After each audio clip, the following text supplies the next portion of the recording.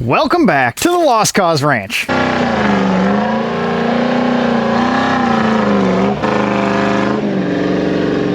Many of you saw the video of us building this shop by ourselves in 14 minutes. You'll see it in 14 minutes. So I started looking into building this shop in the middle of 2021, which you know was an expensive time to build stuff. I was getting several quotes in the neighborhood of $125,000 to $150,000 to have someone come in and build this thing. And unfortunately, I, like most of the world, am not made of money. So with that $150,000 quote not sitting well, I kind of threw caution to the wind. I consider myself a somewhat handy person and decided we can build it cheaper. So with the help of some great family and friends and 2 years of my life, we now have a nice place to work on all my Lost Cause Land Rovers. And you guys were asking, what did it cost? So I went ahead and compiled our massive amount of receipts. That right there is everything we spent to get this building up. And to tell you the truth, I'm pretty surprised at what that final figure is. But first, let's get a rundown on the specs of the shop. It is 30 feet deep and 48 feet wide, bringing the total square footage to 1,440 square feet. But the nice thing is we have 16-foot sidewalls, so we got a lot of volume. And the main reason for those 16-foot walls is we added a mezzanine, and that mezzanine works out to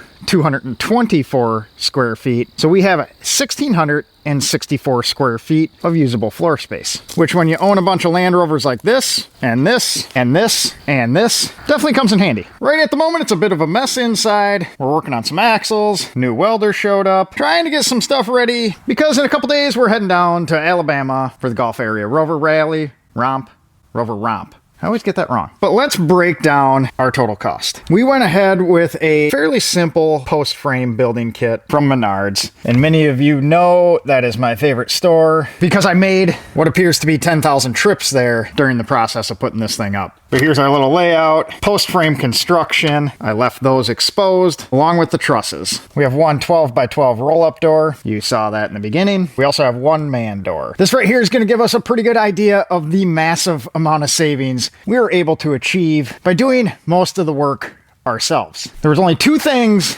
that were hired out in this entire project, and we'll talk about those as we get to them. First thing on our list was dealing with the government, and this was our permit for the building. We had to get a variance because it is built closer to the road than is allowed in my zoning. Wasn't a problem, just had to go to a zoning meeting, explain what I was doing, got that approved. That was $150.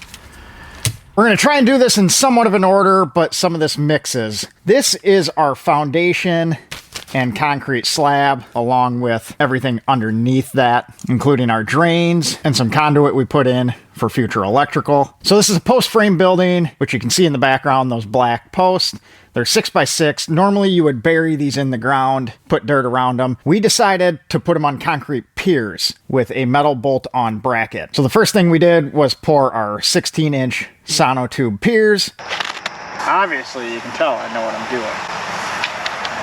Then we drilled them out, epoxied some anchors in, and that is what those poles are attached to. Then for the concrete slab itself, we had our base gravel along with our rebar, and we decided to put some insulation under the slab along with a vapor barrier. And then we went with a 7-inch concrete floor. And all that is this bundle here. In this was also one of the only items that we had outsourced. I had a professional come in and place the concrete and finish it. Never did it, wasn't gonna risk that. I did all the base myself and let them come in and make the concrete floor pretty. The total for that was $11,498.66. So this next one sits kind of in the middle of the foundation and the slab, but that is our framing. So this is all the wood in the building. So all the posts, all the girts, all the purlins. Yes, I learned what those were during this process, along with our trusses. And this was the part of the project that it really comes in handy to have some friends and family that can help you do the heavy lifting. I probably wouldn't have been able to stand up the poles by myself.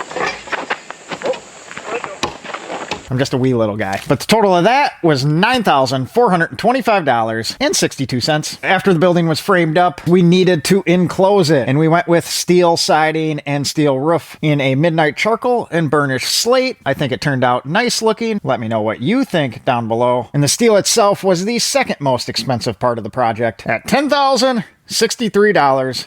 $2,000,000.43. This stack right here was the one that shocked me the most. I just never considered that these would cost as much as they did, and that is screws and lags. We spent $1,499.47 unzipping this building together.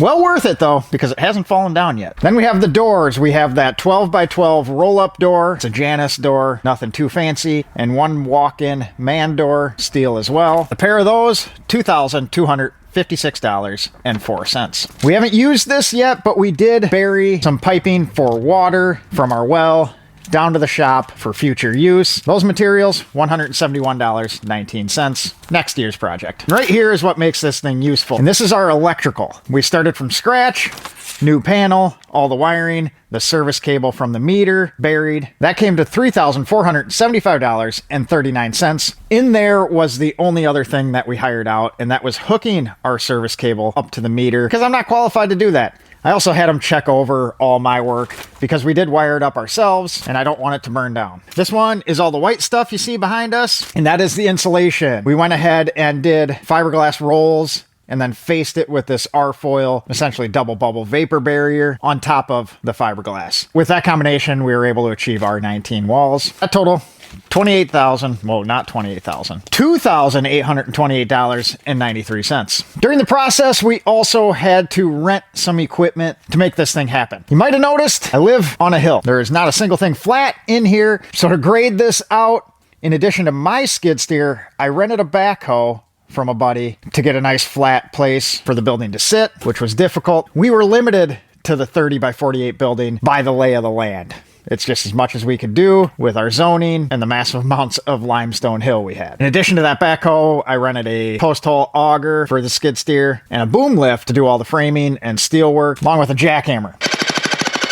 That came to $2,049.87. We also had some small tools that we bought to aid in getting this guy erected. Those were $1,100.74. The biggest ticket item in there was our plate compactor at just shy of $700 to make sure our slab is on good solid ground. We had some miscellaneous items at $146.21. Didn't have a good category for those, so we just put them to the side. Then this was a nice one, my favorite one. This was our crate cores from Menards. All the steel for the building came in crates. We were able to get back $290.85. So as the building sits right now with the mezzanine, insulated, electrical, a nice functional shop, we are at $44,374.70 total. So by investing a good portion of a couple years of my life and learning loads along the way, we were able to save potentially $100,000 in getting this place up, which means we have $100,000 for Land Rovers. I don't know if that's a smart way to do it, but it just may be what we do. But outside of just the monetary savings on constructing this building ourselves, the lessons learned along the way, the skills gathered, overcoming my fear of heights. Take more than I am. You're getting tired. I'll drop the poop. And with all the memories made, this has been a great experience, and I'm super proud to have my own self-built place to work on whatever I need to. I mean, it's still a work in progress. We have the driveway and the landscaping to take care of next year, along with finishing out our mezzanine, which will house a bathroom and my office up above our neat little fab area back there. Going into this project, I had originally budgeted $60,000. Next year, we're going to reslope the driveway to make our entrance to the garage door a little bit easier for lowered vehicles. Even though it's mainly Land Rovers, I want to get other stuff in there too. At that point, we'll also hook it up to our septic system. Even with those projects in queue, I think when it's completely finished, we'll be well under that $60,000 mark. With that being said, I hope this was helpful to anyone looking at doing the same thing. And here's to many years of some more fun projects, building some fun shop tools, working on Land Rovers, finishing this guy out, and whatever else comes along the way. Appreciate you guys watching, appreciate you subscribing, and we will catch you on the next one. If you caught me walking a little funny in the video, last night decided to run